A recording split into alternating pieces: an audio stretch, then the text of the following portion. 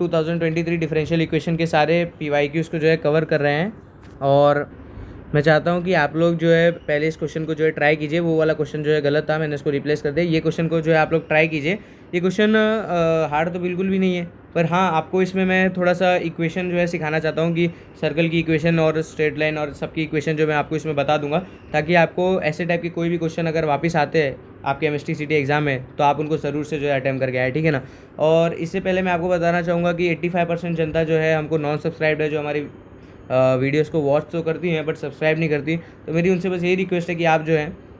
Videos को जो है सब्सक्राइब किया कीजिए, लाइक शेयर एंड सब्सक्राइब जितना ज़्यादा हो सके, हमको भी जो है मोटिवेशन मिलता है। तो बढ़ते हैं हम लोग इसके भैया सोल्यूशन की ओर, ठीक है ना।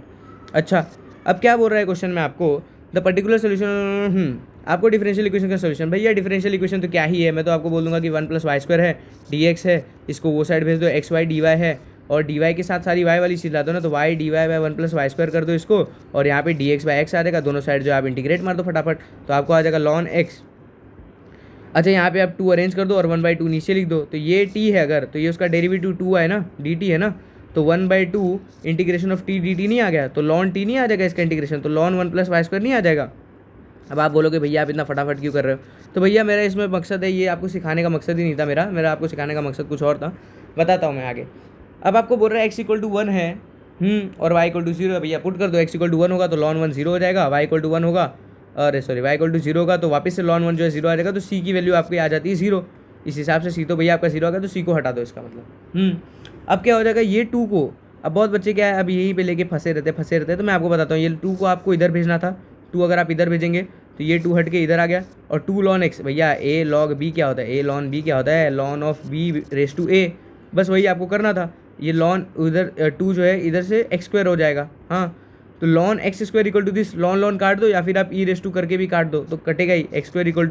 1 + y² नहीं आ जाएगा, हाँ, और आपको आ जाएगा उसके बाद लास्ट में x² - y² = 1 आ जाएगा आपको, ठीक है। यही आपकी आई है आपकी फाइनल इक्वेशन। अब ये इक्वेशन आपको पता होना चाहिए ना क्या है। बहुत बच्चे जो है सर्कल टिक करके आ जाते हैं, मैं जानता हूँ, सर्कल पढ़े रहते हैं और सर्कल ही जो है लास्ट में वो टिक करके आ जाते हैं, पर भैया ये सर्कल की इक्वेशन नहीं है, आपका आंसर जो है रॉन्ग हो जाने वाला है। क्यों? क्योंकि सर्कल की इक्वेशन में आप हमेशा याद रखो कि सर्कल की इक्वेशन ऐसी दिखती है, x² + y², ये ओरिजिन से पास होने वाले प्लस हमेशा बीच में प्लस रहता है, और x का कोएफिशिएंट और y का कोएफिशिएंट बराबर होना चाहिए। मतलब अगर मैं कोई जनरल इक्वेशन लूँ ax², मैं ओरिजिन को सेंटर मान के ले रहा हूँ, ठीक है ना, मैं वरना फिर इसमें बहुत 2gx और 2fy वो टर्म्स भी आते हैं, मैं ओरिजिन को अगर सेंटर मानूँ तो ax² + by² = 1, ठीक है। इसके 3 आंसर आते हैं क्या भैया, एक तो सर्कल आ जाता है, कब सर्कल कब आता है भैया, सर्कल आपका तब आता है जब आपका a = b हो जाता है, a जो है b के बराबर हो जाता है, और बीच में जो है प्लस रहता है, ठीक है ना, बीच में जो है प्लस रहना चाहिए, ये जो चीज़ है ये प्लस रहनी चाहिए, ठीक है ना, समझ रहे हो कि नहीं, ये प्लस रहना चाहिए। और फिर आपका जो है क्या आ सकता है, एलिप्स आ सकता है, कब, वो भी भैया आपको बता देते हैं।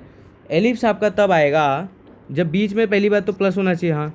और दूसरी बात क्या कि आपका जो ax² + by² है ना, ये एलिप्स तभी रिप्रेजेंट करेगा,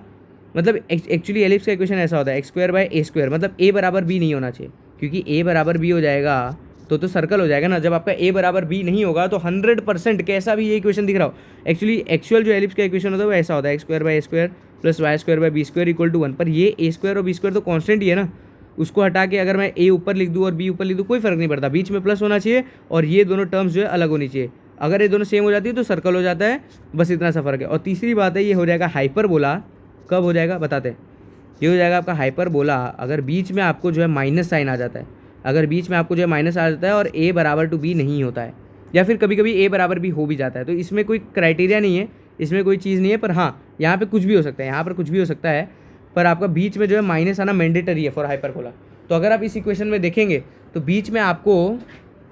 समझे, ठीक है। तो अब आपका जो इक्वेशन आया, ठीक है, अब मैं इसे हटाता हूँ, आप लोग इसका स्क्रीनशॉट अगर चाहिए होता ले लेना आप स्क्रीनशॉट, ठीक है ना। तो ये एलिप्स हाइपरबोला और इसकी कहानी थी। तो मैंने क्या बोला यार, अगर बीच में माइनस आता है तो बस यार आपको कुछ सोचना ही नहीं था, कुछ भी नहीं सोचना था, ए बी सब गए तेल लेने, या हाइपरबोला ही होगा, दैट्स ऑल, कन्फर्म, ठीक है। तो बस इतनी सी बात है, और मेरा आपसे बस इतना ही कहना था कि अगर आपको वीडियो जो है पसंद आता है तो जितना ज़्यादा से ज़्यादा हो सके आपको लाइक शेयर एंड सब्सक्राइब कीजिएगा, ठीक है ना। और अगर आपको कोई क्वेश्चन है, जो अलग से कोई क्वेश्चन है, अगर आपको उसका डाउट है तो ज़रूर से आप हमको कमेंट बॉक्स में डालें, हम उसका सोल्यूशन जो है जल्द से आपको यूट्यूब के थ्रू पहुंचा देंगे ना, ठीक है गाइस। तो थैंक यू, मिलते हैं आपसे नेक्स्ट वीडियो में।